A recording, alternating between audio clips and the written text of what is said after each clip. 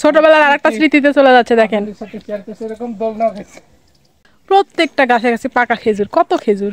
তো এই জায়গায় যেহেতু আসবো, আর এই জায়গাটা আমার মিসেসকেও দেখানো দরকার, মানে আপনাদের মিশা আপুকে দেখানো দরকার, এর জন্য ওকেও নিয়ে আসছি। ও হ্যাঁ, এই যে ও আছে আমার সাথে।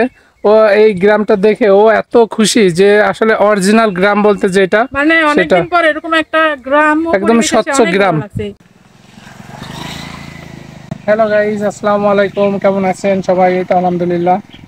এটা হচ্ছে এমন একটা জায়গা, এখানে আমার ছোটবেলার এত পরিমাণের স্মৃতি আছে যে এই যে সব বিল আছে, বিলে আমরা বক ধরতে আসতাম, মাছ ধরতাম।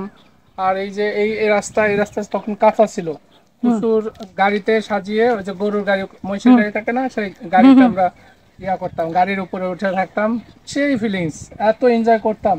এই যে এই রাস্তা আধুনিক হয়েছে, কল দিয়ে দিয়েছে যেন এই এলাকা, মানে এখানে কিন্তু আশেপাশে কোনো বাড়ি ঘর নাই, কিন্তু রাস্তায় যাওয়ার সময় যদি মানুষের তৃষ্ণা পায় না, তাহলে এখানে এসে পানি খেতে পারে। আমরা তখন এসে সবাই পানি খাইছি এখানে।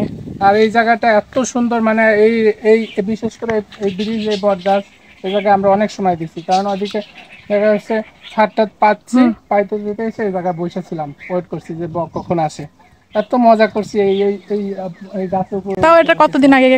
এটা 18-20 বছর, ও রে, যখন আমার ক্লাস 6-5-এ পড়ি, তখন এত পরিমাণে এনজয় ছিল। সব স্মৃতি, এইগুলো সব স্মৃতি।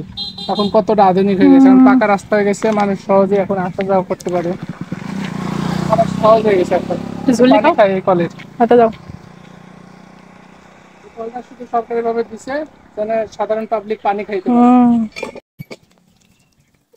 গ্রামের মতো পানি খায়। হ্যাঁ, একবারে দেখছো গ্রাম্য এলাকায় কলের পানি আর এরকম পরিবেশ।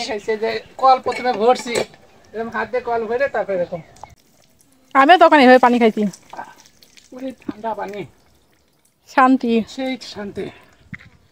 পেট লোড করে পানি খেলাম।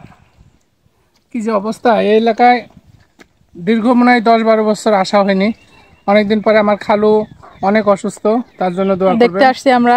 খালু বলছে যে ঈদের পরের দিন সবাই যারা যারা আত্মীয় স্বজনকে আসতে বলছে। আল্লাহ কতদিন কি সুস্থ রাখে জানি না, সবাই যেন এসে আমাকে দেখে যায়। এই জন্য ঈদের পরের দিন আমরা আসছে, আমাদের অনেকেই আসছে, সবার সাথে দেখা হয়ে গেল, খুবই ভালো লাগলো। অনেক বছর পরে এক জায়গায় হয়েছি সবাই।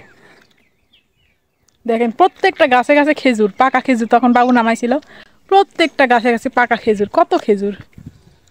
ছোটবেলার আরেকটা স্মৃতিতে চলে যাচ্ছে দেখেন।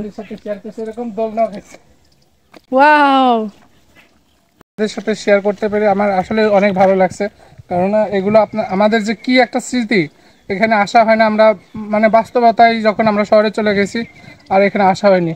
এখন এই যে শেয়ার করলাম, আমার খুবই ভালো লাগছে।